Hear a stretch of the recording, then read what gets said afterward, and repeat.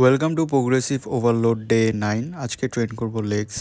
7 বছরের ট্রেনিং এক্সপিরিয়েন্সের মধ্যে আপার বডির মতো লেগসকেও ইকুয়ালি প্রায়োরিটি দিয়ে আসছি, যাতে আমার বডি প্রপোর্শনালি গ্রো করে।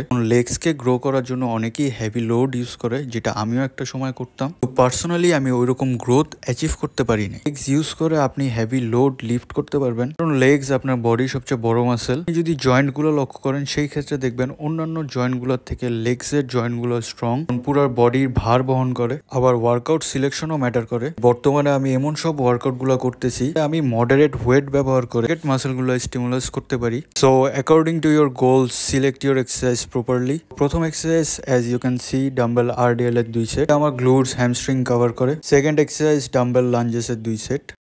এই রুটিনে আমার ওভারঅল লেগস এর জন্য কম্পাউন্ড এক্সারসাইজ, যা আমার কোয়াডস, হ্যামস্ট্রিং, গ্লুটস 3টা মাসেলকেই কভার করবে। দেন কোয়াডস এর আইসোলেশনের জন্য বুলগেরিয়ান স্প্লিট স্কোয়াটের 2 সেট মেরে আজকের ওয়ার্কআউট এখানেই শেষ করলাম। আজকের জন্য এতটুকুই। 1 rep heavier, 1 step closer. See you tomorrow.